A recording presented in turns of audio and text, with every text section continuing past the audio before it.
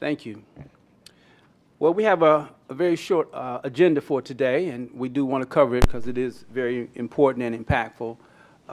First item on the agenda is, has all the members logged in? Okay, we are here. Okay, so, great.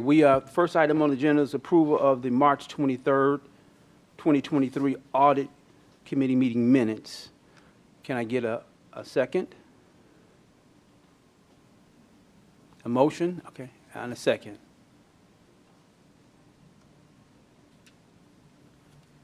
It's not in the table vote yet. Okay. We want to make sure we get Mr. Bill Floyd on.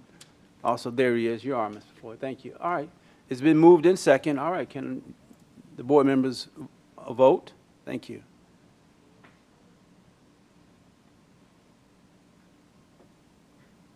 All right. The minutes have been approved. All right. Thank you. The first item on the agenda is an internal audit activity briefing by Emil Tanzano, the AGM internal audit. Emil, you have the floor. Good morning, and thank you, Mr. Frierson, Mr. Chairman, Mr. Greenwood, members of the MARTA Audit Committee. My name is Emil Zanov, the Assistant General Manager of Internal Audit, since we're being watched on YouTube by probably 2-3 people. Thank you for the opportunity to present today an update of the internal audit activities for the third fiscal quarter of FY23 from January 1st to March 31st, 2023. Next slide. I want to begin by informing the Audit Committee that the month of May every year is celebrated worldwide as the International Internal Audit Awareness Month. And this year I wanted to maybe do something a little different, so I invited my internal audit team, which sits over there, and I want to introduce them collectively to all of you because I want to recognize them. They're the ones that are making the magic happen. They're the ones baking the donuts, or sometimes I think they're the ones in the coal mine mining the coal and never seeing the light of day. But I really wanted to recognize them for the hard work they do in supporting MARTA's audit activities every day of every year. It doesn't stop. It rolls in year to year to year. So I wanted to publicly recognize their efforts and appreciate their hard work to actually make this thing work. I'm here to present it that they make it happen. So I want to say thank you so much. I had a chance to meet each and every one of you, and we do appreciate your commitment to what we do here at MARTA and working as a team to make this successful. Oh, thank you so much, really do. And you have a great team, evidently, and thank you, Emil. Thank you, Mr. Frierson. I would continue with the presentation, but you guys are excused to go back to your workplaces and get the next audit committee briefing ready for me to present. Okay. Thank you again, everyone. Appreciate it. All right. All right, next slide. These are the results from the operational audit group for the third quarter. The team completed 2 fairly big audits. One was of the direct pay process. We identified 5 significant findings and 1 moderate finding. The good news is that I've been told that the 5 significant findings have been fixed after the end of the quarter, but they have been fixed, which is good news. Now, as we always do, we want to verify that, and I want to be comfortable that they have been fixed before we actually mark them as complete in our internal audit tracking system. So hopefully in July, when we meet again, those will be marked as closed. In addition, we finished the non-revenue vehicle fuel use audit.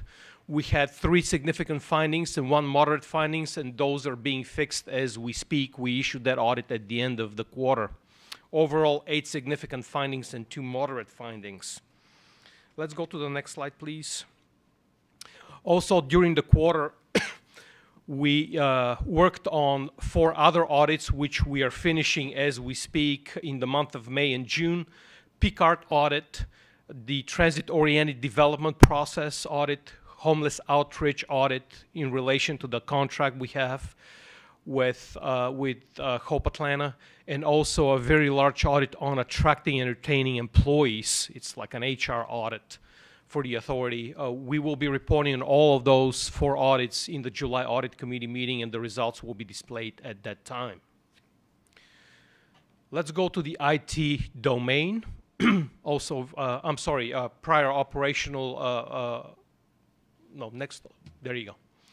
The prior audits, we have discussed those in prior audit committee meetings. The one around excessive absenteeism, those findings are being worked out on by management. The due date for those is the end of September, so I expect more updates as we get along, but those in the November audit committee meeting if everything goes as planned.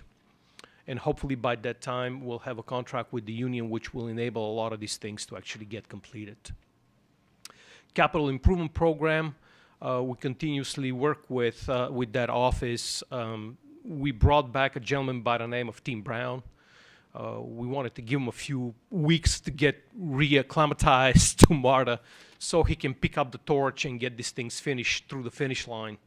And I'm hopeful that we'll be able to push this through the finish line as well. A lot of work has been done already, so I want to make that known, but we got to finish them to mark them as complete. Let's go to the next slide. And now the IT domain. During the quarter, January to March, we were working on these very big and very important IT audits. The first one is Identity and Access Management Audit. Critical foundation, cybersecurity and information security control. This audit is actually done. We will report the outcome in the July Audit Committee meeting. There's some work to be done in that area, but as I said, we're just now issuing the report, so we'll talk in more detail during the July meeting. And we just kicked off another audit that is not really related to cybersecurity for a change, but is also very important.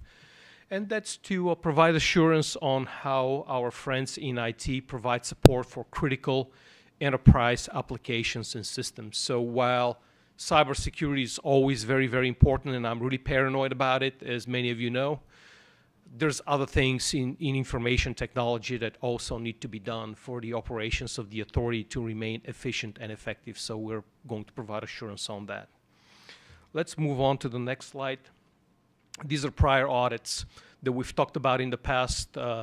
MARTA has closed a couple of items in the TCSM pen test finding remediation, which is in the middle of the slide, and also in the cybersecurity PC, email, and internet. We remain vigilant. We had an extensive discussion in March on this topic, but we'll continue to track these items until they get completed, and then we feel comfortable based on our professional expertise that these items have been closed. So we watch them very, very carefully. I'm committed to helping the new CISO, whenever that person is hired, to get up to speed and to create a collaborative relationships as we have had in the past to make sure that these things continue to evolve in a positive direction. Let's move to the next slide.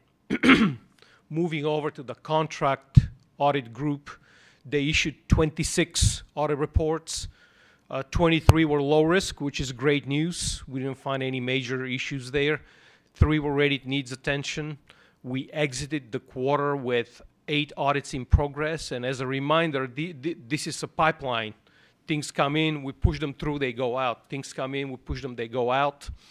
We identified during that quarter $5.6 million in unsupported cost in various different cost and price analysis. This is primarily one contract that accounted for the majority of that money.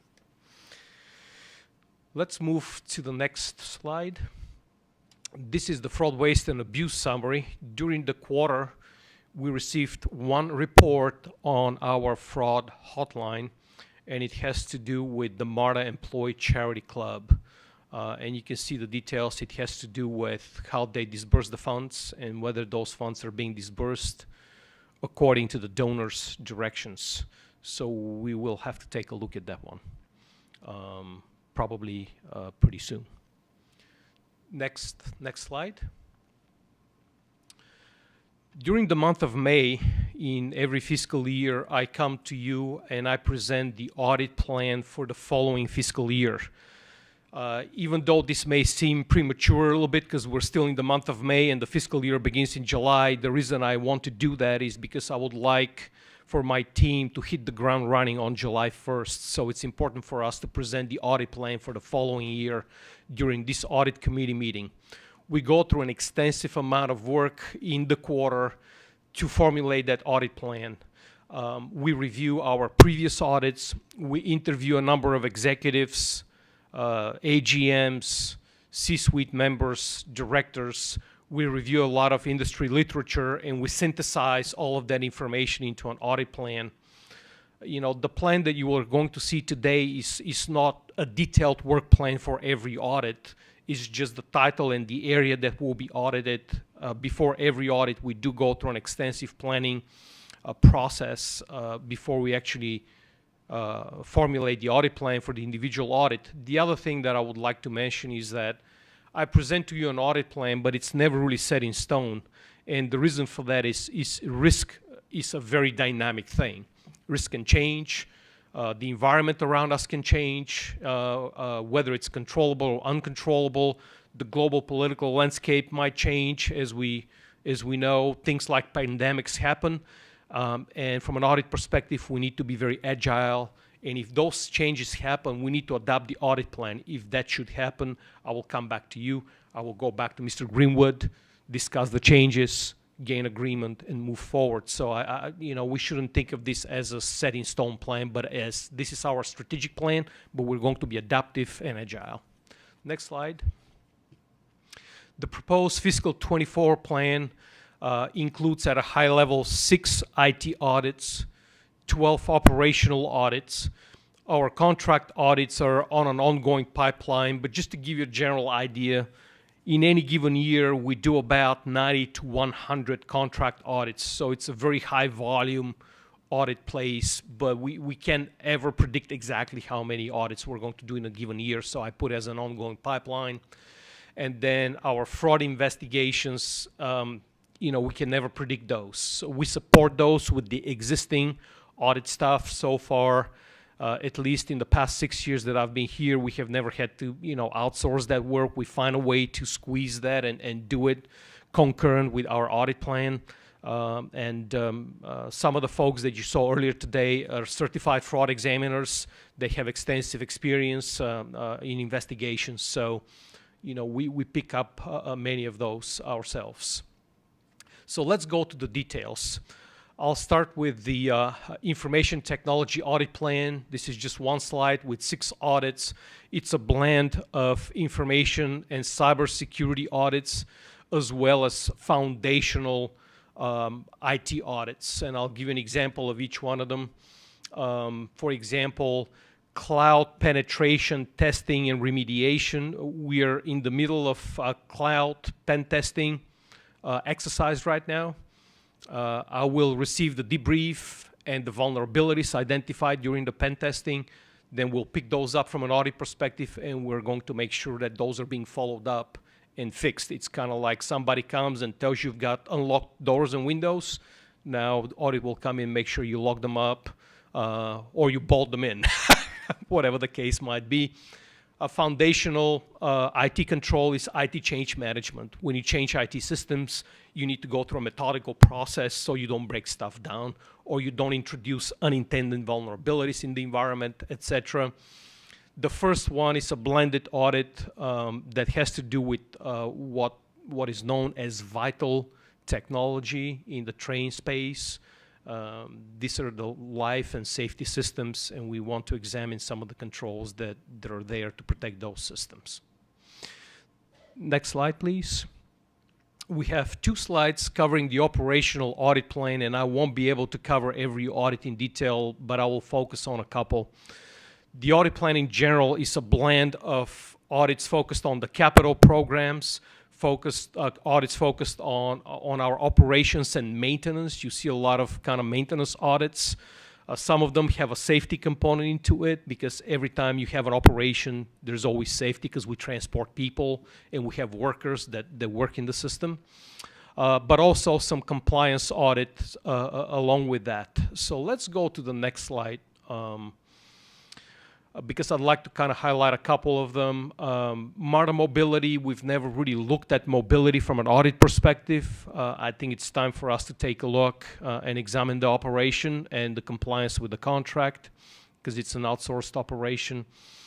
And the one that I want to spend a little bit more time on is an advisory engagement, which is the second before the last line, called 2024 MARTOC Management Audit Readiness Assessment.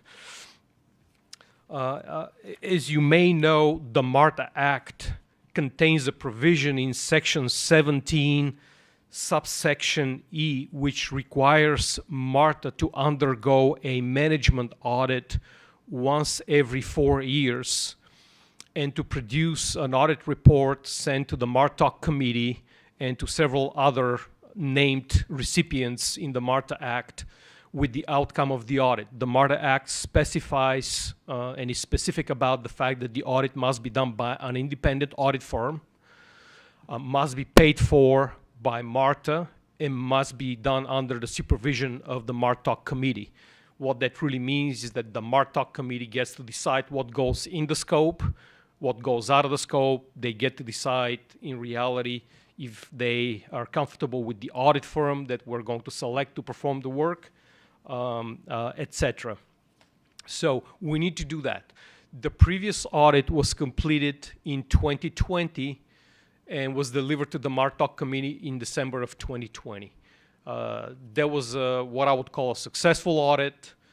There were recommendations, obviously, as part of that audit, but overall there was a very, what I would call, clean and positive audit. What that means is that for us, for MARTA, we need to undergo the same audit in 2024. That may sound like a long way away, but it really isn't. So what we will do probably in the summer or fall of this calendar year is to do a quick formal readiness review in an advisory form. It will not be like a rated audit, but we'll come back to the executives of MARTA and to the audit committee and just give you a general idea if the recommendations of the previous MARTOC audit have been completed or they're close to being completed, etc. We'll give you our opinion, because it's likely that, you know, when we do the next audit and when the external audit firm does, the first thing they will do is review the prior audit. And they may choose to focus on some of the items that were highlighted in the prior audit. We want to make sure we're in good shape to present ourselves in the best possible light. So I think from an audit perspective, we can provide a level of assurance to the audit committee and to the management team and tell them, hey, we're on the right trajectory to land safely, or we need to make some adjustments now so we can land safely. And we'll take it from there. The last audit was performed by KPMG. Yes. Yes, I can. We can print it or we can send it electronically, whatever you prefer.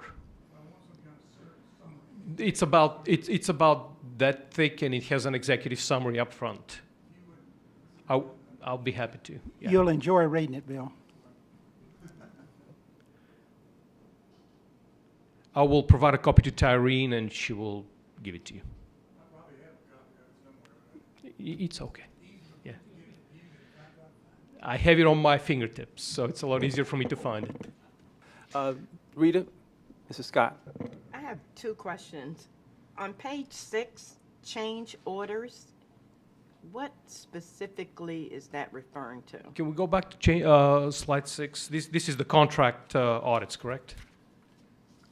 Yes.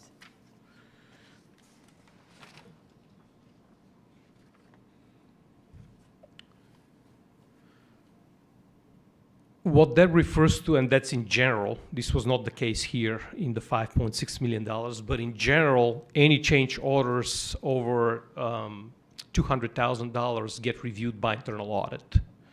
So in some quarters, we have existing contracts that may have been authorized by the board, and maybe there was unforeseen construction conditions, or maybe there were change in the scope of the design, or whatever the reason may be, where we need to authorize additional money, there's a change order, we audit that to make sure that the change order is legitimate and the prices that are embedded in this change are reasonable. So there's only one change order in process and one Buy America order in process? As we were exiting the March quarter, yes. My other question is the MARTA request for audit. Will that take place during the 2024 legislative session, or is it the 2024 fiscal year? So I will describe it in a way that I would like to see it happen, and it will give you a general idea. What will generally happen is with MARTOC in the fall of this year to talk about the scope of the audit, how many areas, how big that audit is going to be. Once we establish that, hopefully by December, no later than January of 2024, calendar 2024, we will know how big is the audit in terms of scope. That will allow me to then go out on the street and solicit to get those external audit firms' proposal and pricing. You know, select an external audit firm with which the MARTOC committee is comfortable, because technically they're to supervise the audit. And then ideally, we would start the work in the May, no later than June timeframe of 2024. So you know, the last time around we started in like late July, early August. And, you know, I was comfortable enough, but I'd like to be more comfortable this time around. So ideally we would start maybe May 1st, something like that. Thank you. So then it would take place after the legislative And then session.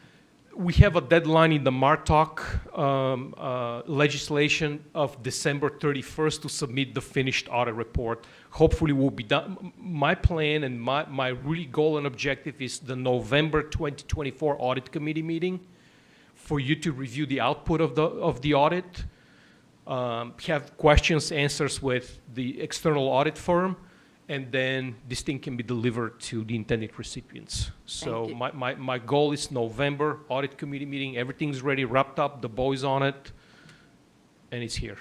That answers my Yeah, question. Thank you. Next slide. Actually, that was, just keep going. Mr. Alpine has a question. Okay. Go ahead and finish. I have a question. Thank you. That concludes my presentation, my briefing. Thank you. Yeah, Okay, I'm done. question. We had this discussion several years back, and maybe this is more of a Raj discussion, but on the financial piece of the audit, and I'm not sure you're involved in that, but biggest part of our revenue comes from the sales tax, and that just kind of comes in one lump sum from the state. How do we look at that, audit that? Because I know a lot of that is decision-making on allocations. So to what degree do we audit the money that we get from the state sales tax? So just to make sure I understand the question, do you mean, do we audit to make sure we get the right amount from the state, or do we audit whether we use the right methodology to allocate the funds jurisdictionally? Allocation. So far we have not audited the allocation methodology of those funds from an internal audit perspective. And, you know, I have Raj here. Okay, thank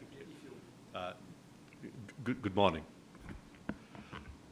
We do get from the State Department of Revenue in a lump sum all of the sales tax revenues after deducting the amounts that needed to satisfy debt service. That directly goes to the bond trustee.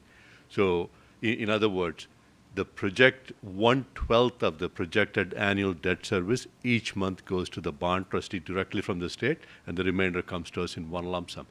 And we also give a breakdown on the county. We get that. Then we use what's called there is a 1 penny or a 0.6 penny splost for City of Atlanta. We use that methodology to allocate what's applicable to the City of Atlanta. Then there is a similar methodology we used to apply what's applicable to the more MARTA Clayton sales tax revenues. So we do an allocation internally, and we track that on our general ledger separately. In other words, more MARTA, City of Atlanta, and Clayton are tracked separately on our GL. And as and when expenses are incurred, usually in arrears, we charge it back to them. And we also go through a true-up each year after the year is closed to make sure we allocate it correctly. If not, we make the necessary adjustments. Well, maybe I'm thinking out loud, but we audit a lot of other aspects of MARTA, and I'm just wondering, would we benefit from having a fresh eyes look on the allocation? Certainly wouldn't be opposed to it at all. Absolutely. It's always good to have a fresh set of eyes. Not a problem at all. It's up to you. Well, that's good advice, and we'll take that back and see if we can make good use of that. Thank you, Al. Thank you. Rod, All right. Yes, hi, Mr. Bill Floyd. I have a couple of questions about the internal audit, and obviously what you're presenting here to us today is public information. Correct. Is everything you do public information? Most of what we do, but not 100% of what we do. Sometimes we have exemptions for safety and security reasons that's not subject to public Okay, I guess disclosure, but my- that's not. Is yeah. it normally, is there a normal procedure to share this information with outside agencies? You mean, do we have a built-in autopilot distribution to outside agencies for our internal audit results? Yes. Not that I'm aware of. No. We do not have an autopilot. Every time people request audits, we provide them the audits because they're public information. So Do you get a it- lot of requests for this information? I don't get a whole lot of requests for this information, no. I do get them from time to time. They go to legal. We turn them around within no more than 3 days, usually within 24 hours. But if there's any, typically the media requests audit reports, and they request them from legal. We comply with the request, and then we submit them. If somebody requested that, would the board know about that? Not necessarily. I mean, the request can come in, as Emil says, through the media. It can come in as a open records request. A lot of those are just handled matter of course. It is a readily available document, but it's not something that we would necessarily broadcast to the board that we've been requested this information. Okay, well, as the conversation over the last few months is centered a little bit on audits and what MARTA does, and if there's ever an organization that's over-audited, I don't say over-audited, but adequately audited, MARTA is certainly one of those organizations, I would think, that does that. But I'm wondering if maybe some sort of normal way to share some of this information with some of our jurisdictional partners might be appropriate. So, Mr. Floyd, if I may, on our website, there is a reports and publications section that has the budget books, the financial report, the MARTOC reports that we give annually, the MARTOC Management Audit Report from 2020, municipal advisor exemption reports, sustainability reports, investor disclosure reports. So we publish a lot of these findings. It may not be every one of Emil's audits, but most of the stuff that people are asking for or looking for are already out there on the web, on our website, and easily discoverable. Okay, yeah, and I understand that, easily discoverable, that doesn't mean they'll do it. And I guess that's, my point is, I don't know whether there's any advantage to trying to find some sort of way to, I mean, it seems to me the job that you all are doing internally, auditing, is exceptional. I mean, I don't know many, I'm sure there are other government agencies that do this kind of stuff that I'm not associated with.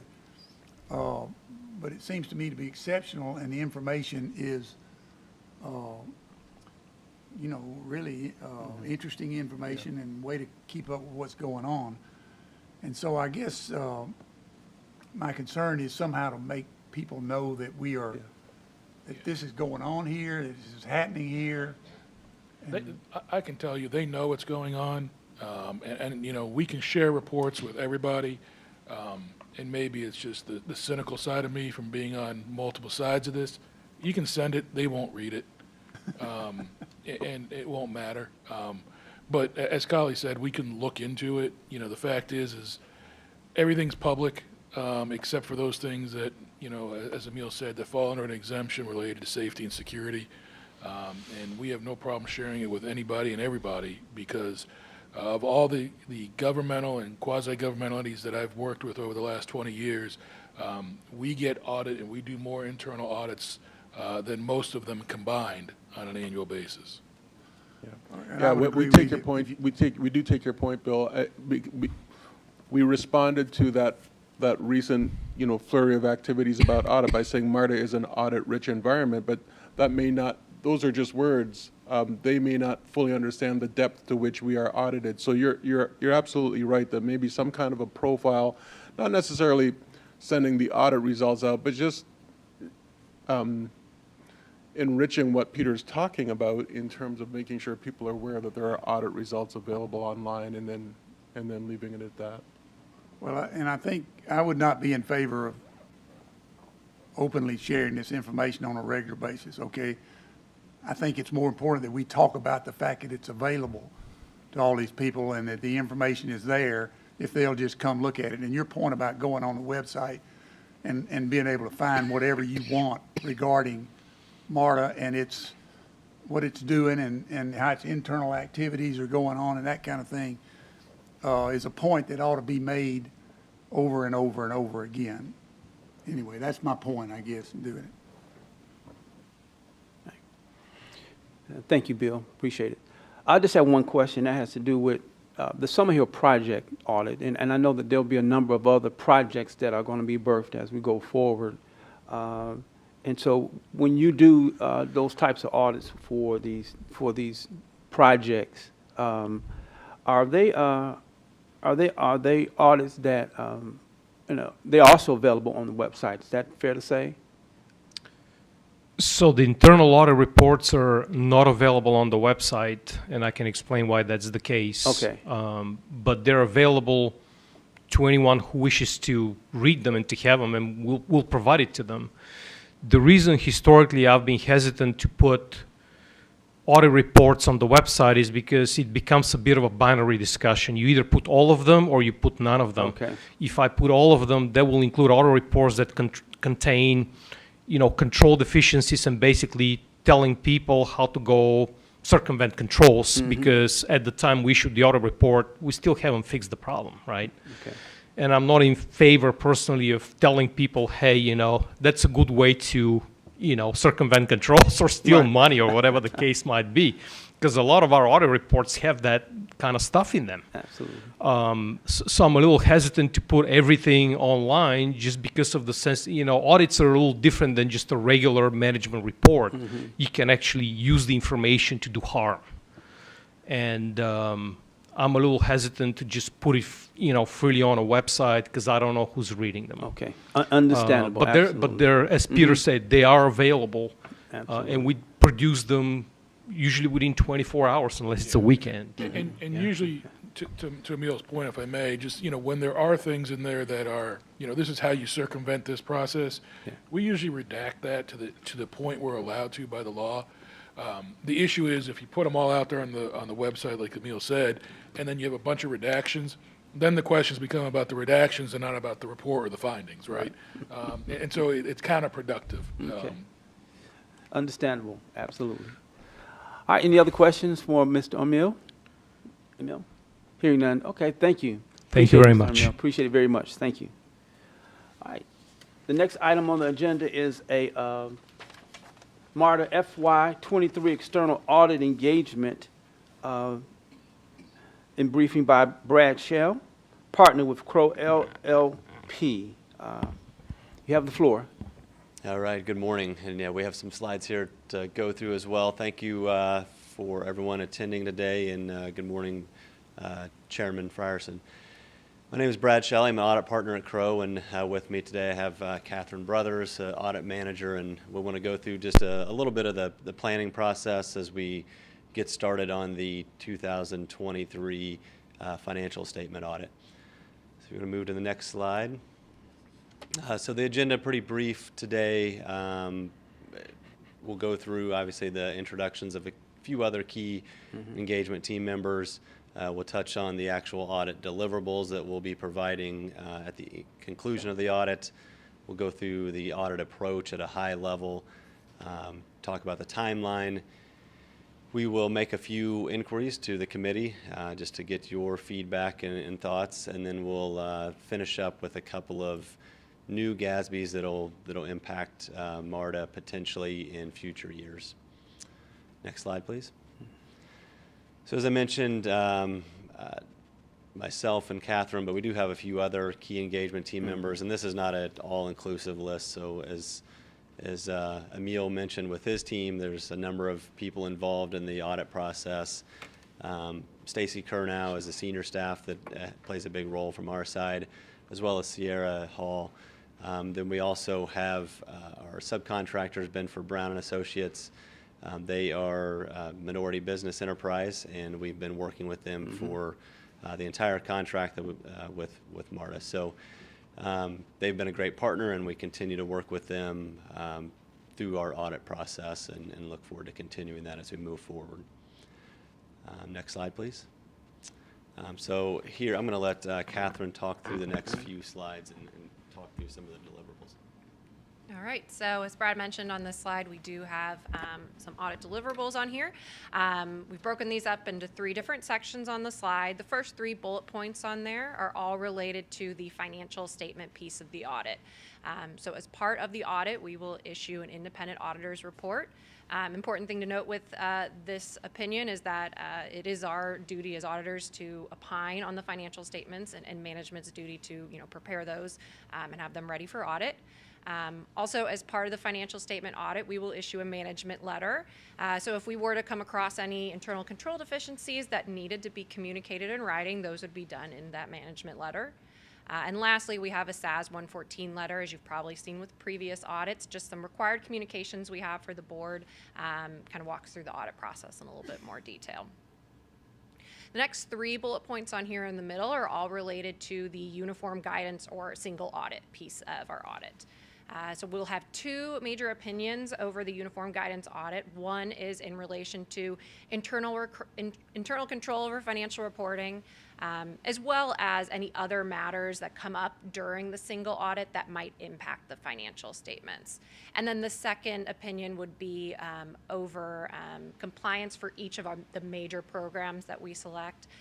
Usually for MARTA, it's the federal transit cluster. That's usually the largest piece of your federal funding. So that is typically what is audited as a major program in the single audit. And also if we had any internal control findings over compliance, those would be relayed in there as well. Last 2 bullet points on here are in relation to, first, the agreed upon procedures relating to the National Transit Database. So as part of the audit, we do go through an AUP and look at how MARTA is complying with those requirements under NTD reporting. And then last item on here is submission of the data collection form to the Federal Audit Clearinghouse. We will provide a certification over that in addition to management certification. All right, next slide. This slide here breaks down our audit approach. We've got a graphic up here that walks through pretty much the 4 big areas of our audit. Start with audit planning. We'll have discussions, and we already at this point already have had discussions, but have discussions with management, with the board. Go through what what are the key audit objectives here. During these conversations, like I said, we'll have a discussion with the audit committee. We rely on you to help provide audit quality, have an understanding of internal controls and compliance needs for the audit. The next piece of the audit is the risk analysis. So during this time, we'll be looking for what are those high-risk audit areas, what are the key accounts that we need to be testing controls over. During this time, we'll develop what our materiality will be. There's obviously, in the audit, concept of materiality and, setting a threshold for what we believe, misstatement-wise, could have a great impact to the readers of the financial statements. And then section 3 here is the field work and testing. So during this time, we will look at account balances. We'll also do internal control testing. So again, looking at those controls over those key account areas, looking at controls over, uniform guidance requirements. And we will also review management's prepared financial statements during this time, and then resolve any issues during that, during our field work as well. The last section of this is reporting and filing, so this will come towards the end of the audit. We'll go through management's prepared financial statements, review those, provide comments, and discuss the draft with management, and then at the end, obviously issue completed financial statements. We'll have a timeline in a few slides to go through the dates that will line up with each of these areas. But I think just important to note that from the audit committee, you guys do really set the tone at the top for this entire piece of the audit. So, we do rely on you for, assistance in audit quality, and we do assess that tone at the top to see, how the organization is running. All right, next slide. So some more details here on our audit approach. Obviously, as I mentioned, internal controls are a big piece of our testing. We did just complete our interim testing procedures, during which internal control testing is really the main thing that we look at. So we'll look at internal controls over, those key revenue and, balance sheet items that we need to be testing controls over. Also, as I said, we'll look at controls over uniform guidance. We do have an IT portion of the audit as well, in which we'll look at controls specific to, significant financial reporting systems. Next bullet point on here we have is the new standards that are applicable for this year. So this is always going to be a big piece of our audit, looking at what are the new GASBs that are out that are applicable for that fiscal year. So we've got them listed all on here. There's some new GASBs out for conduit debt obligations, if MARTA does have any, how those are reported and disclosed. Additionally, if MARTA participates in any public-private, public-public partnerships, how those are reported. The big item for this year is in the middle there. It's GASB 96. That is the subscription-based information technology agreements. This is really the biggest GASB for the year as far as time for implementation. We've already had several discussions with management on implementation of the SEBITA GASB. Brad did lead a training earlier this year as well with several of the MARTA team members coming both from the financial statement side and in the accounting office, as well as the IT group sat in, because I know they've been a big part of the team in getting this GASB implemented. If you remember GASB 87 from last year with the leases, this one is very similar. Obviously some nuances, it is a different GASB, but very similar in that, you are going through and creating an inventory of all your SEBITAs and, evaluating if they need to be recorded in accordance with the GASB. And then there's some other GASBs, GASB 99, Omnibus, just some updates to the leases and SEBITA GASBs, as well as some implementation guidance on those as well. Another big area that we are focusing on is obviously all of the funding that you've received through COVID allocations. So we'll be looking at the CRISA and the ARPA funding. I believe there is a still small amount of CRISA out there, but the majority of the spending would be ARPA in fiscal year 23. So we'll look at that both from a cash receipt side of things, looking at what revenue you've recorded, but then also from the compliance aspect and, what are those federal requirements to meet those. And then lastly, we'll have the traditional risk areas. We'll be looking closer at cash, capital assets, debt, pension, specific revenue accounts, but those will be kind of standard with our other audits as well. Okay, next slide. Okay, and then we've got the timeline set up here. So this is just going to walk you through the dates that we are looking at for this year's audit. It is very similar to timelines from audits past, so not too much change here. You can see we did actually already have our interim field work run towards the end of April, so that has been wrapped up, going through review processes there. As I mentioned, we also have an IT audit as a part of ours, and that usually happens in July, so we're looking at mid-July this year to go through those IT procedures.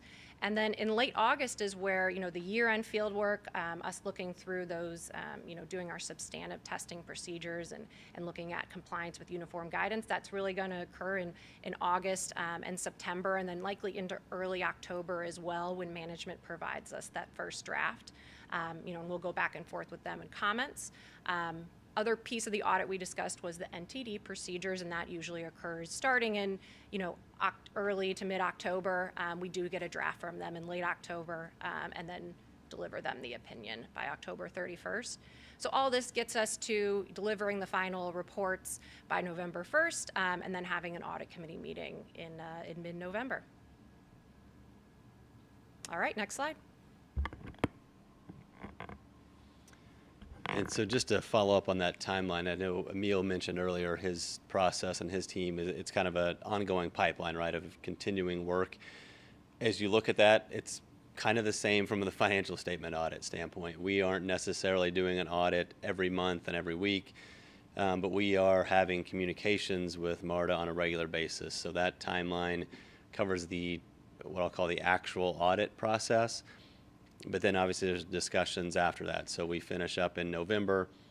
The annual comprehensive financial report is the financial statements with the addition of the statistical information and some other non-audited information that happens in December.